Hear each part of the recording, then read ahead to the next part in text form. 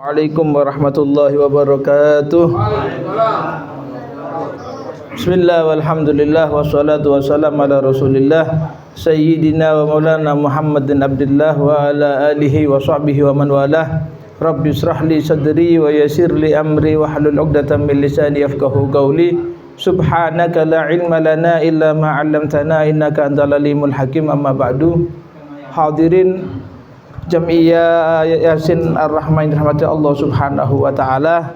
Syukur alhamdulillah di malam hari ini Allah subhanahu wa ta'ala masih mentakdir kita dalam keadaan sehat walafiat, sehingga kita bisa menghadiri rutinitas kita setiap malam Jumat Legi, yaitu membaca Yasin dan tahlil yang diperuntukkan kepada orang tua kita yang telah mendahului kita.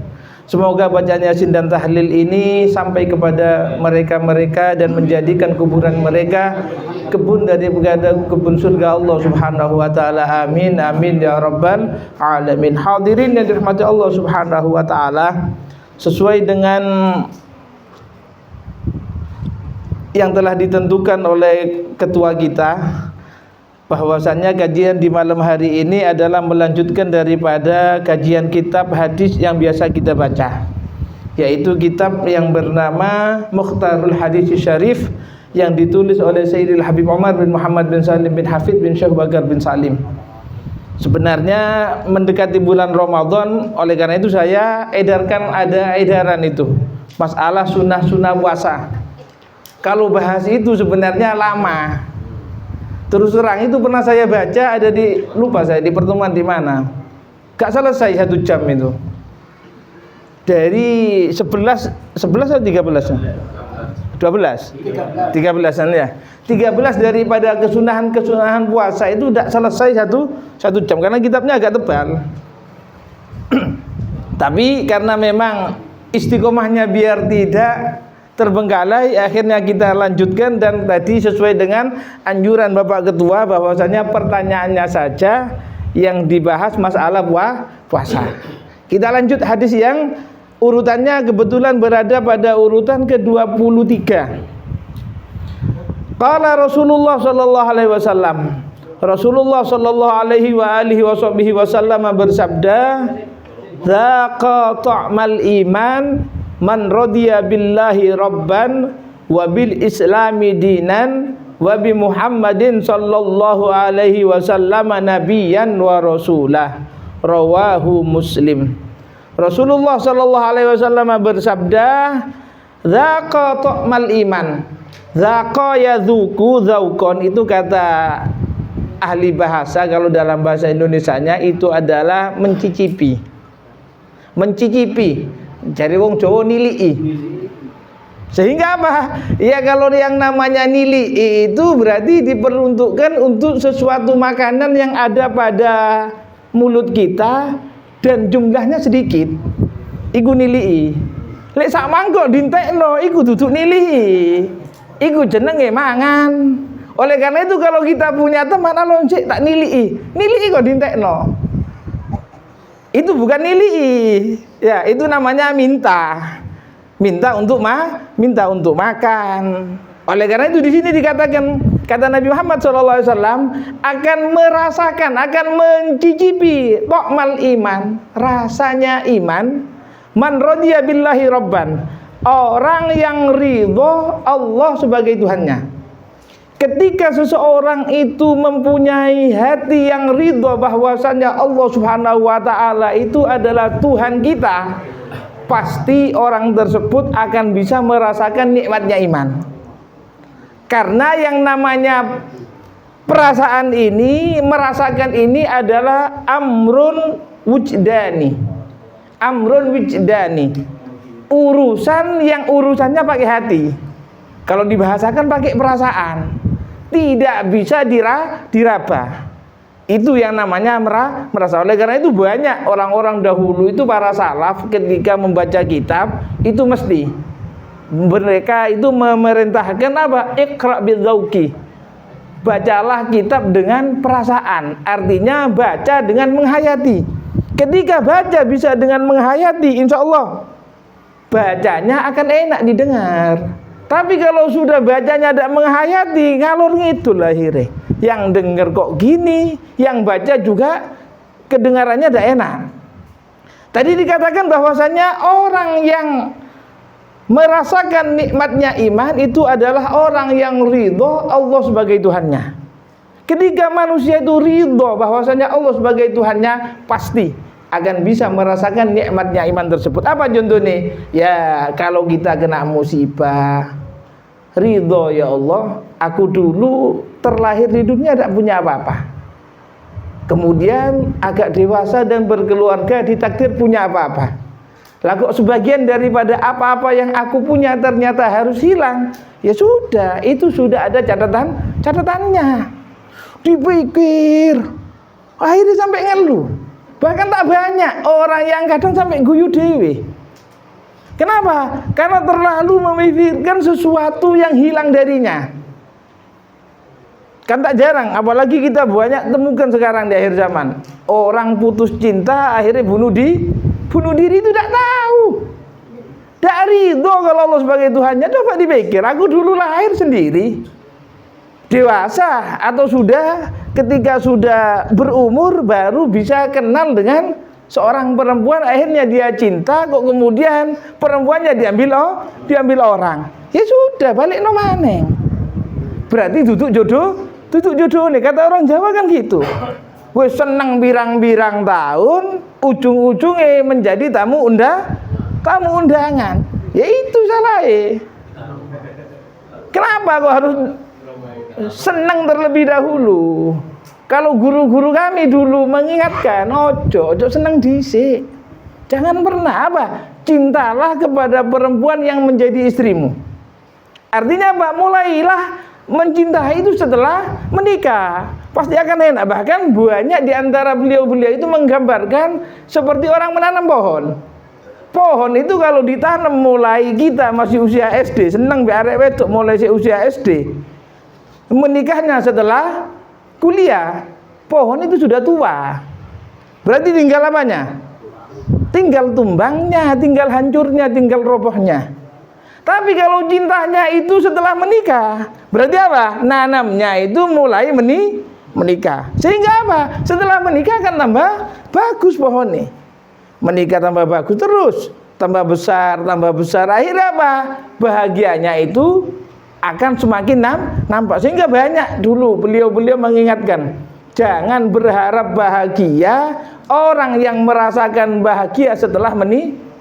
Orang yang merasakan bahagia sebelum menikah tidak akan merasakan bahagia setelah menikah. Kenapa? Wis mari bahagia. Itu. Makanya jangan. Kemudian apa dilanjutkan? Wabil islami dinan. Dan orang yang akan merasakan nikmatnya keimanan itu orang yang ridho Islam sebagai agama. Ya apa orang yang ridho Islam sebagai agama? Dipatuhi, dituruti, dilaksanakan ajarannya. Bohong dan dusta orang yang menyatakan ridho Islam sebagai agama, tapi ajaran agamanya tidak pernah dilaksanakan. Sholatnya arang-arang, 5 waktu dari 3 waktu. Ya bukan orang yang ridho sama agama Islam sebagai agama. Kalau orang yang ridho Islam sebagai agama, sholat 5 waktu ya dikerjakan 5 waktu. Puasa Ramadan 1 bulan 30 hari, kalau memang 30 hari, kalau 29 ya 29 hari, ya dikerjakan 29 atau 30 hari. Cuman jangan pernah mendahului atau mengakhirkan daripada Ramadan.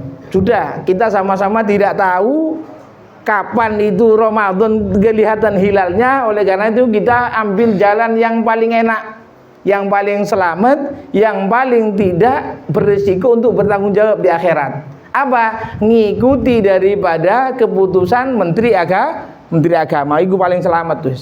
Gak usah melu, oh iko ngene, sing bagian biru ngene, ijo ngene, dan lain sebagainya. Wis gak usah.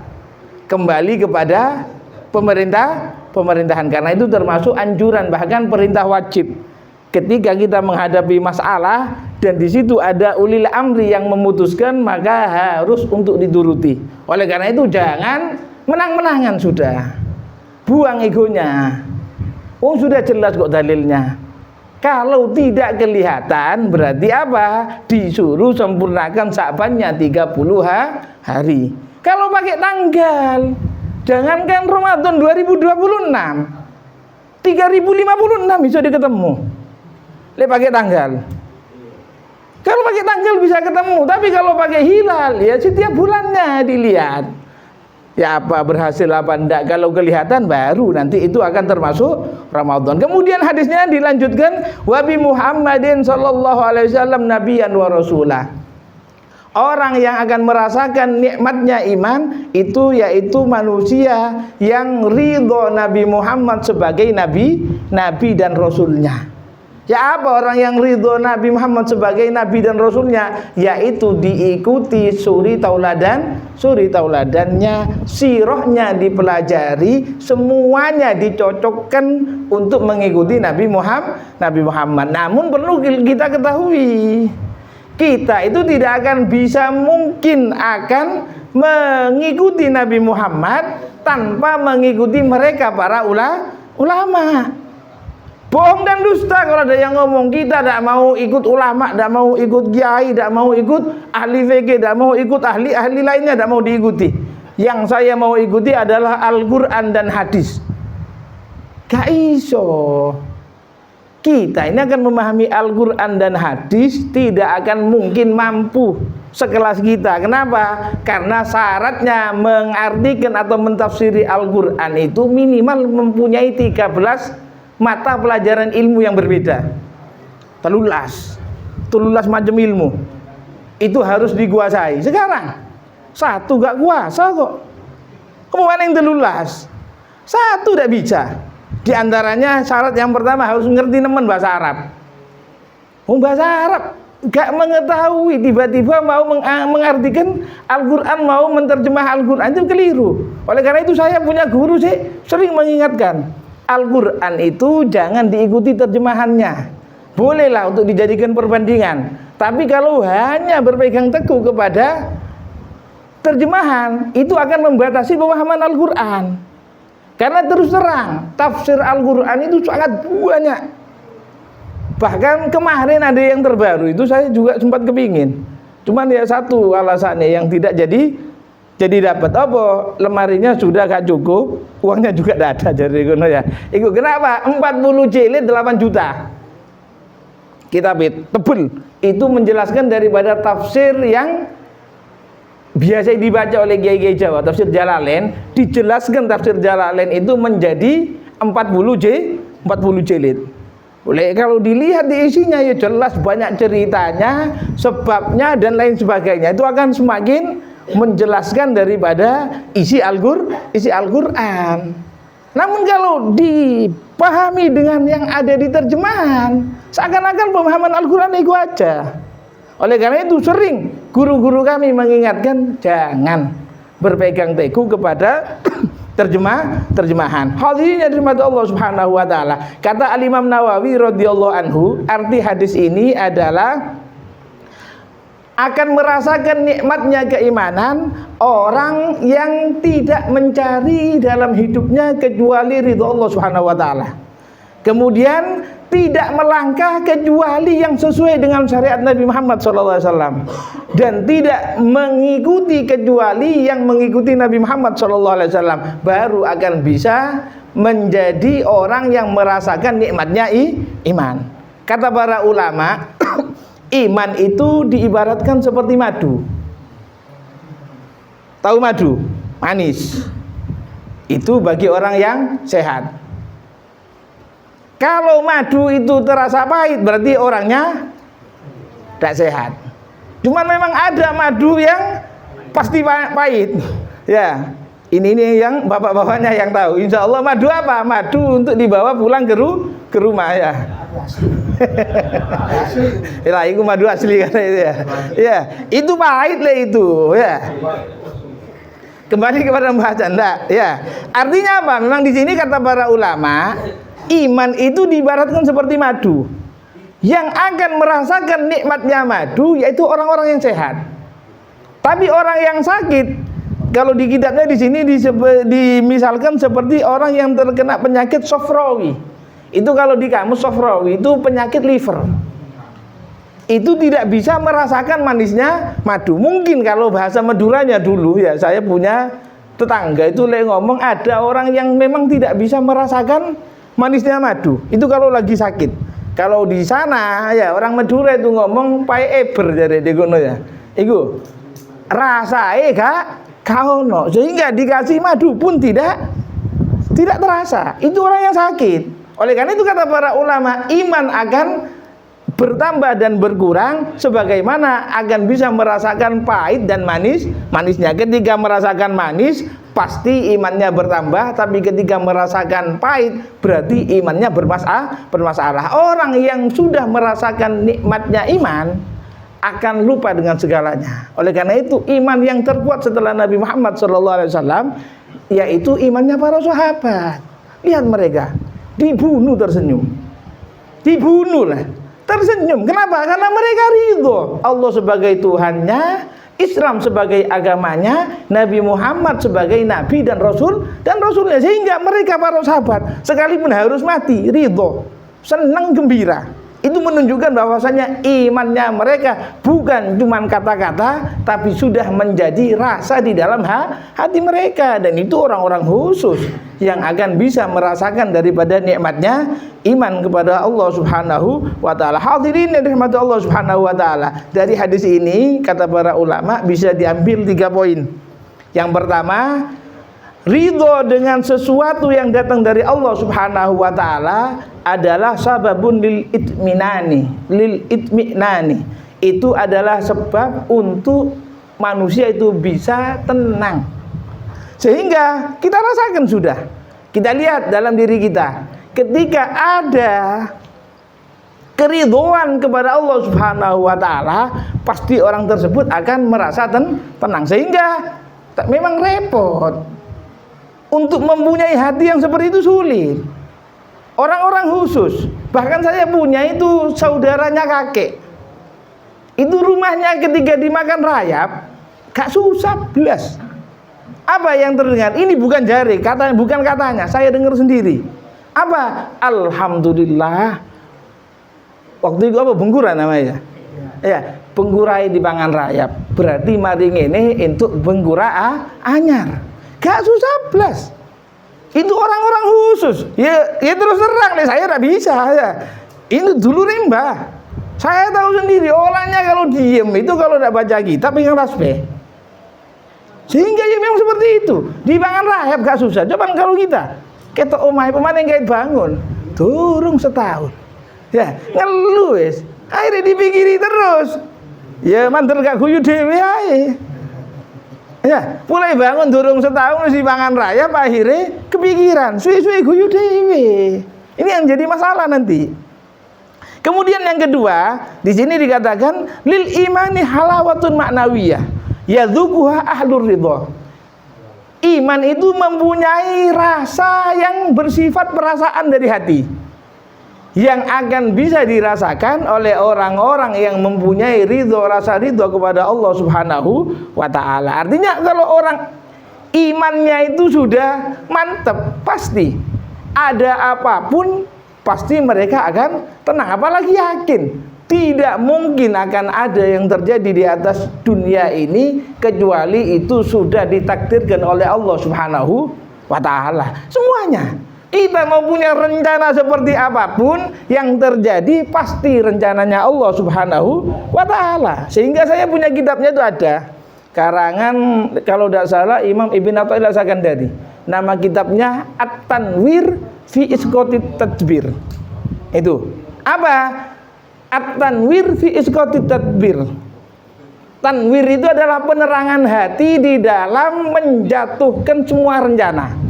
Karena manusia boleh punya banyak rencana, cuman harus yakin yang akan terjadi pasti adalah yang sudah direncanakan oleh Allah Subhanahu wa ta'ala. Mau apa manusia? Pasti yang terjadi yang sudah direncanakan oleh Allah Subhanahu wa ta'ala. Karena Allah itu adalah Tuhan yang maha mengatur, yang maha berencana. Itu Allah Subhanahu wa ta'ala. Kemudian yang ketiga, ar-ridho billahi yaqtadir ridho bi Rasulillah sallallahu alaihi wasallam wa bi kulli ma jaa bihi sallallahu alaihi wasallam.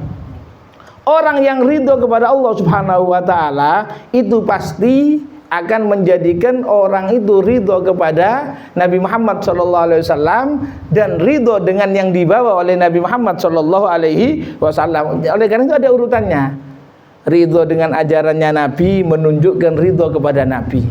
Ridho kepada Nabi itu menunjukkan ridho kepada Allah Subhanahu wa taala. Oleh karena itu bohong dan dusta orang yang menyatakan ridho kepada Allah Subhanahu wa taala sebagai Tuhannya, tapi ajarannya Nabi sia-siakan, ajarannya Nabi tidak diikuti, ajarannya Nabi tidak pernah dijadikan penuntun di dalam kehidupannya.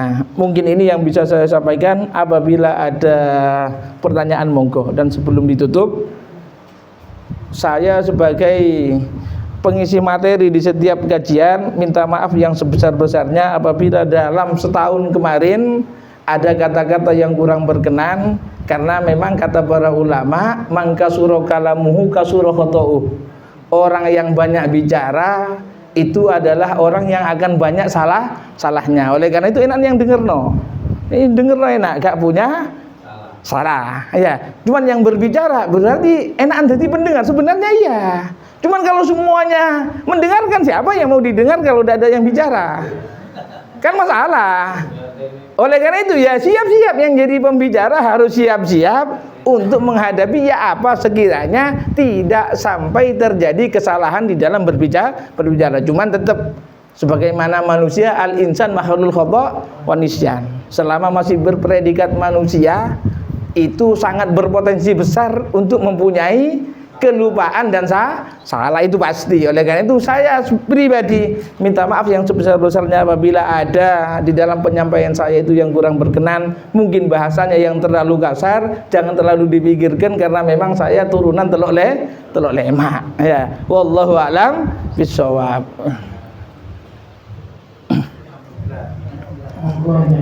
Ya.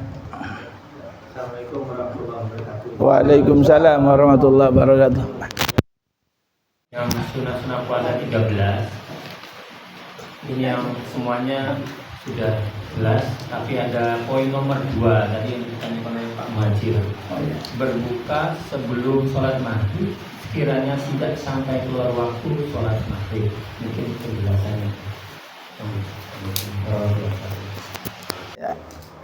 Yang kedua, berbuka sebelum sholat maghrib sekiranya tidak sampai keluar waktu sholat maghrib. Gini, memang ya nun sewu sebelumnya ya, jangan sampai berbuka puasa bareng-bareng bukber ya, buka bersama. Ini singkatan itu ya, bukber ya, benar ya.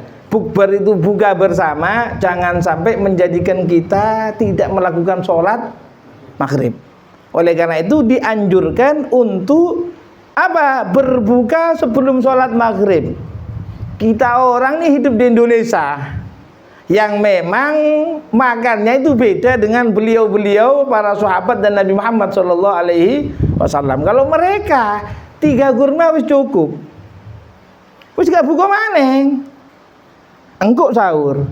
Sebagian seperti itu. Tapi kita di Indonesia, karena saya juga punya teman itu, pagi-pagi itu habis hari roti kodak, sak plastik gitu ya, yang ada biasa dikasih melek gitu yang tidak ada kulitnya lah, roti tawar ya, roti tawar. Wis entek sak wadah, isu ditakoni, mari sarapan dah, durung ngeri ngono ya. Entek sak wadah, Pak. Ya. Kenapa? Perutnya belum keisi nasi, durung mangan dadi ini, durung sarapan jare. Oleh karena itu kita akui. Sehingga di sini? Di sini berbuka sebelum sholat maghrib sekiranya tidak sampai keluar waktu sholat maghrib. Ya terus? Kerungu adzan dan yakin sudah masuk waktu maghrib, dibatalkan puasanya dengan berbuka. Kurma sunnahnya. Nanti akan dibahas itu. Kurma 1, 3, 5, terus 7, 9, 11. Lebih itu 11 kata Habib Taufik geragas dari gono ya. Satu-satu tidak boleh, ya boleh, tidak apa-apa. 101 kurma dari gono kan ganjil, silahkan, tidak ada masalah, boleh. Cuman kok nemen nih gitu lah. Lah itu ya. Ya oleh karena itu dibatalkan dulu. Maksudnya berbuka dulu itu di situ. Kurma atau mungkin sama air. Ya. Atau apa be kopi. Cuma ojo ngerokok dhisik. Rokok entek endo sak lencer. Ya lek dinikmati rokok kira-kira. Kandean mari apa enggak? Ini yang jadi masalah. Nanti wis. Rokoknya nanti ditunda. Itu maksudnya yang nomor 2 seperti itu. Jadi jangan sholat krungu adzan langsung sholat. Allahu Akbar. Ini kurang bagus. Ramadan kedengaran adzan maghrib, wis yakin sholat maghrib, langsung sholat. Apa? Biar nanti makannya tidak kepikiran sholat. Jadi ini kan keliru. Hatinya itu sholatnya biar nanti makannya tidak kepikiran sholat. Kalau secara logika, cek mendingan orang yang berpuasa bingung kepikiran sholat. Berbuka puasa, wis mangan, ngombe dan lain sebagainya, tapi hatinya bingung untuk melakukan sholat. Itu sih lebih mending daripada orang yang sholat tujuannya apa? Supaya nanti ketika makan tidak kepikiran sholat, kan beda. Ya, mungkin ini yang bisa saya jawab. Kemudian kalau ada lagi monggo.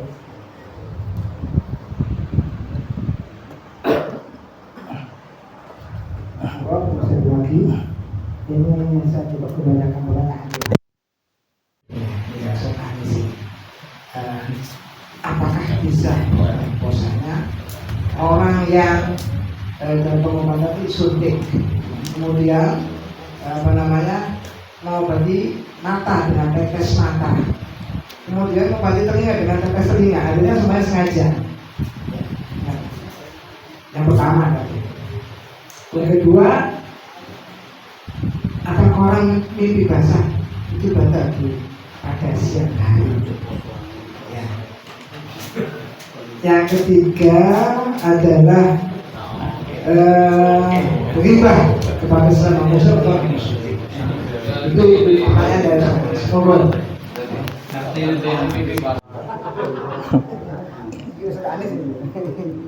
Dari pertanyaan titipan ya yang dipertanyakan oleh Bapak Sodik, yang pertama tadi orang berpuasa melakukan suntik, kemudian obat tetes mata dan telinga.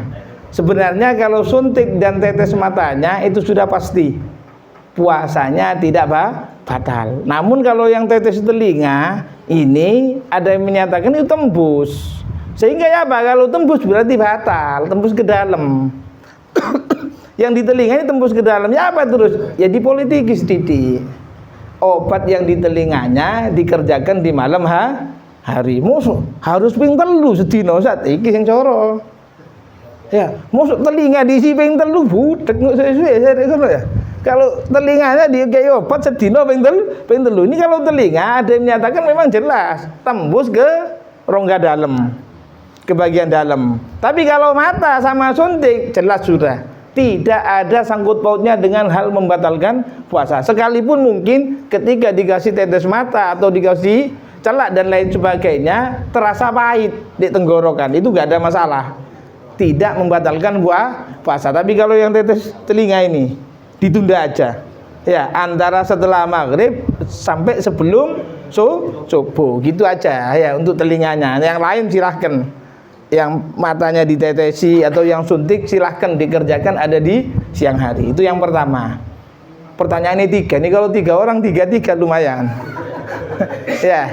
Yang kedua tadi, gimana kalau puasa di siang hari mimpi basah? Apakah puasanya batal? Mimpi itu tidak ada sangkut pautnya dengan syariat. Tak ulangi lagi ya. Mimpi itu tidak ada sangkut pautnya dengan syariat.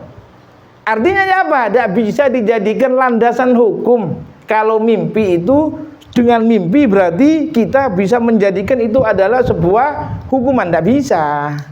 Orang mimpi basah itu apakah batal puasanya? Ya enggak Ustaz, mimpi kawin maning. Ya. Ya apa terus? Ya pertanyaannya gini, kalau itu mau dibatalkan, sampean bangun tidur punya istri lagi apa enggak? Kan enggak. Ya berarti apa? Ya udah batal. Lah apa kata dibatal no? Kecuali bangun tidur ternyata di sebelahnya beneran ada istri barunya lagi jare degono. Ya beda lagi Bape. Berarti itu bukan mimpi. Itu kejadiannya kejadian nyata berarti nggak batal. Kalau kejadian nyata batal, kalau mimpi tidak batal. Itu yang kedua. Yang ketiga tadi apa? Riba. Riba itu apakah membatalkan puasa? Memang di Risalatul Jami'ah itu ada. Ya, khamsun yufattir nasoim. Kata Nabi Muhammad SAW di kitab Risalatul Jami'ah, ada 5 perkara yang bisa membatalkan pahala puasa. Bukan puasanya yang batal. Puasa nggak batal. Berarti riba di siang hari Ramadan ya apa? Boleh. Siapa yang ngomong boleh? Gak nunggu Ramadan. Sekalipun di luar Ramadan riba tidak boleh. Enggak le Ramadan gak oleh ngerasani wong. Mergane kadang sing di WA atau di Instagram di gono ya, mau marah ditahan. Maghrib moro ngamui wong iki ajarane sapa, Pak? Ndak gitu. Artinya ya apa? Marah-marah itu walaupun di selain Ramadan ndak boleh. Ngerasani di selain Ramadan ndak boleh. Masuk Ramadan tapi ditekankan lagi. Saking ditekannya itu larangan ghibah, sehingga kata para ulama berdasarkan dari hadis Nabi Muhammad SAW itu bisa membatalkan pahala puasanya. Memang secara zahir dia tidak berkewajiban qadha, tapi pahala gak dapat. Pahala puasa Ramadan gak dapat. Oleh karena itu orang tua dulu sering mengingatkan puasa ojo nanti sing akeh maca Quran. Kalau sudah sibuk baca Al-Quran, saya yakin dia tidak akan punya waktu untuk ngerasani uang. Kok saya ngerasani uang ya berarti jawabannya kan enak. Dia tidak mau baca Quran. Kalau dia mau baca Al-Quran, tidak mungkin akan menghibah orang gitu. Ya ini yang bisa saya jawab. Kemudian kalau ada lagi monggo. Mantur gak telu-telu ae.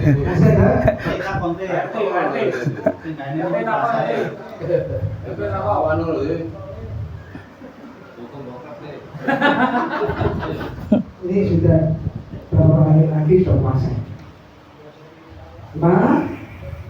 Pusat banyak. Dari sampean menelan ludah yang belum keluar dari tenggorokan. Ada tambahan lagi. Menelan ludah yang belum keluar dari kerongkongan. Sekarang kalau ludah itu ditelan lagi yang sudah keluar jelas, berarti menungsone gantian obat. Ya, itu perlu dimasukkan ke rumah sakit jiwa. Jadi ya. Tapi kalau ada di mulut, ada di sela-sela gigi ditelan lagi, ya mau tak mau.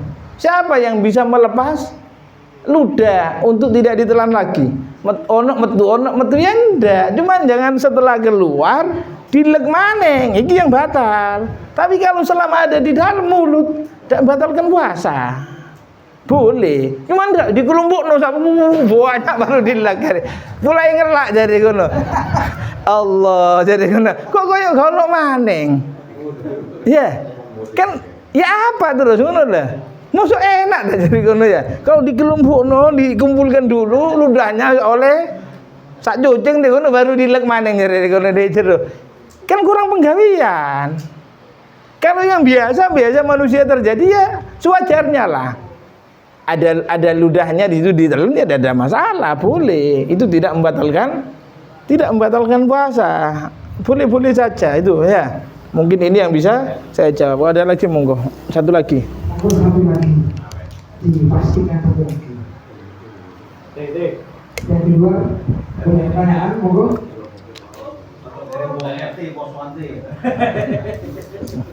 Cukup?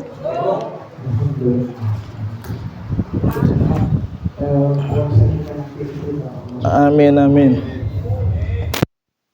اعترفنا بأننا اقترفنا وأننا أشرفنا على الله أشرفنا فاكتب علينا توبة تغسل من كل حوبة واغفر لنا عوراتي وآمن روعاتي واغفر لوالدينا ربي ومولودينا والأهل والإخوان وسائر الخلان وكل ذي محبة أو جيرة أو صحبة والمسلمين أجمع آمين ربي أسمع فضلا وجودا لنا لا باكتساب منا بالمصطفى الرسول نحظى في كل سور صلى وسلم ربي عليه حتى الحب وآله وصحبه عادة طشه صحبي والحمد لله في البدء والتناهي الفاتحة.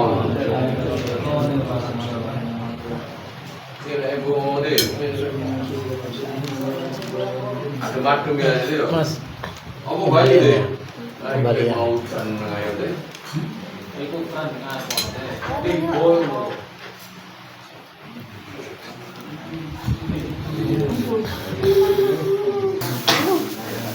Ada bawa ini ada. Ayo.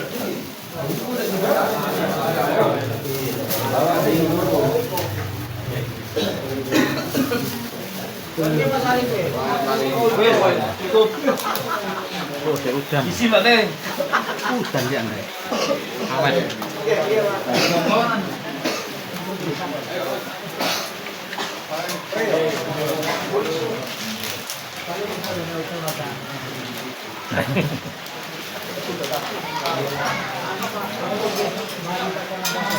Ini Pak Selamat ya? Enggak tahu Pak Selamat. Enggak ada.